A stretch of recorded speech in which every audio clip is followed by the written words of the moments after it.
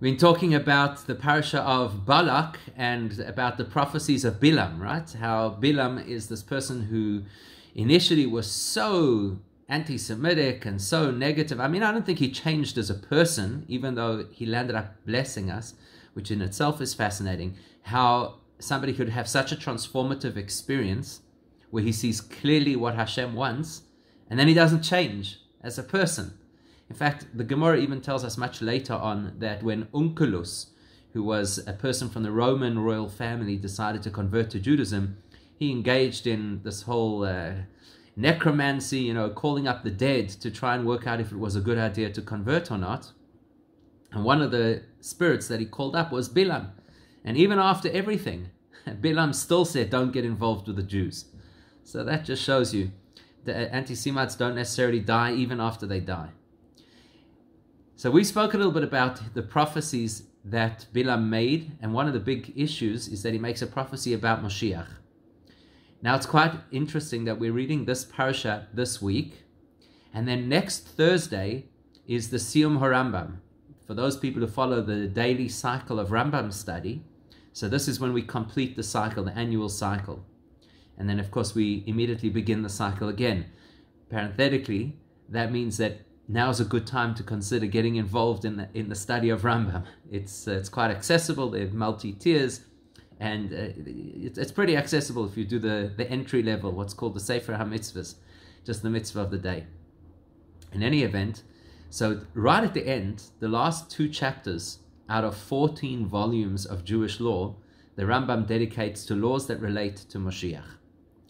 And one of the things that he says, which is a very important thing to consider, he says that any person who denies the concept of Moshiach, or any person who does not wait with anticipation for Moshiach to come, rejects not only the prophecies, but even Moshe and the Torah itself. And then he explains where we see in the Torah that there are indications and prophecies about Moshiach. And he gives 2 specific examples that come out of the Chumash. The one is that Hashem promises the Jewish people through Moshe that I will bring you back. Hashem says, I'm going to bring you back. I'll bring you back to the land. In other words, that implies that there'll be a period in history where we'll be dispersed from our land, and there's a promise that he'll bring us back to our land.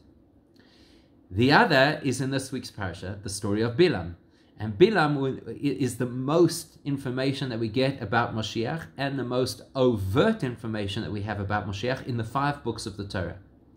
Bilam says, I see him, but not now, and it will be later, and he'll be a star that shoots out from Yaakov and a staff of rulership that rises up from Yisrael. He's going to wipe out the leaders of Moab. He's going to take vengeance against the people of Shais.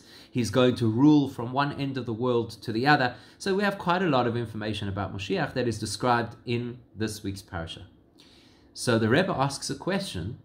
Why does the Rambam bring 2 different proofs from the Torah as to the fact that Moshiach is going to come? And why does he bring them in this particular order? First, he quotes the one about how he's going to bring back the exiles. And then he talks about the fact that there's all these prophecies from Bilam. And he says something which is incredibly interesting. Incredibly interesting. We're about to go, and this is the fascinating thing about this year, we're about to go into what's called the period of the 3 weeks, Bein HaMetzorim, the period where it's considered what we call between the straits. In other words, there's a lot of pressure. There were many things that happened in the Jewish world that were incredibly tragic.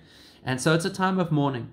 So it begins next Thursday with the fast of the 17th of Tammuz, which commemorates the destruction of the walls, the breach of the walls of Jerusalem. It commemorates when the Jews made the golden calf and when Moshe broke the tablets.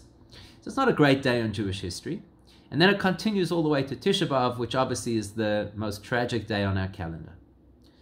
So what's interesting is that you will always see the Torah portions that we read around about an important event on the Jewish calendar are always associated somehow with that event. So there are certain Torah portions that you will always read in those 3 weeks. For example, the Shabbos before Tisha B'Av always has to be the parasha of Devarim, which is the first parasha of the last book of the Torah.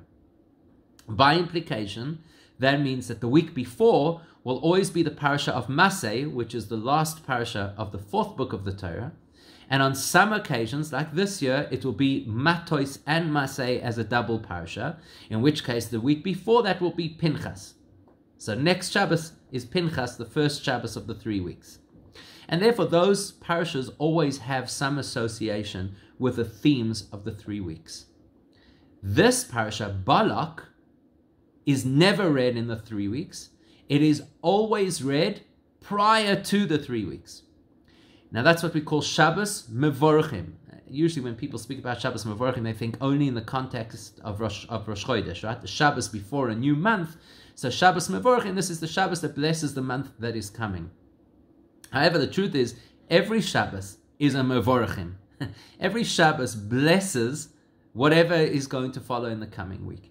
So this Bilam Shabbos, the Shabbos of the prophecies of Bilam, which is the parasha of Balak, is almost always the Shabbos that blesses the 3 weeks, and it is definitely always the Shabbos prior to the 3 weeks. Okay? So that tells you something. That tells you something about Moshiach, because Bilam talks about Moshiach. And the 3 weeks are a period of time where we focus a lot on Moshiach, because the 3 weeks tell us why we need Moshiach. The 3 weeks commemorate everything that went wrong in our history, and most importantly, the destruction of the Beis HaMikdash, the first temple and the second temple. But more relevant to us is the destruction of the second temple, because as a direct result of that, we've had 2,000 years of an incredibly difficult history. And that's not only in a physical sense, it's also in a spiritual sense. Unfortunately, we've lost many of our people spiritually, just as we've lost many of our people physically. So the whole concept of the 3 weeks is appreciating and understanding and getting in touch with what went wrong. Why do we need Moshiach in the first place? And therefore, you say, look, there's a problem, something went wrong, and what went wrong has to be repaired.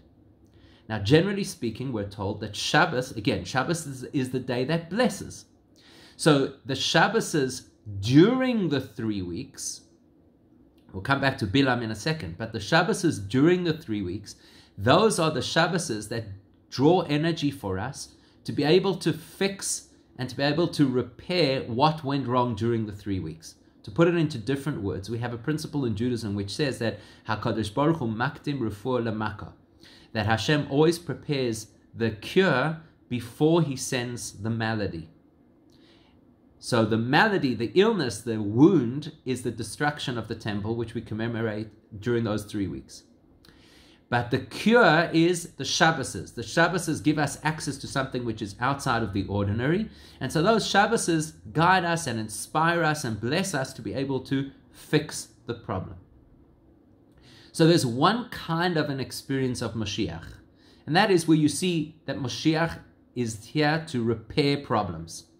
There's conflict in the world, there's illness in the world, there is sadness in the world, there's pain in the world. So there's a lot of what needs to be fixed. And Moshiach will come as an individual to usher in an era where those things will be repaired. That's the kind of Moshiach that you learn about and that you focus on during the 3 weeks, because you're highlighting what's wrong and therefore you're hoping for all of it to be resolved. That's the kind of Moshiach that is alluded to in the prophecy, which says Hashem will bring back those Jews who are dispersed. In other words, there's a problem. The Jews are dispersed. That's not how it should be. The natural state of the Jewish nation, like any other sovereign nation, is to be in their land. So for us not to be in our land, and for us to have other people who claim our land, that is a problem.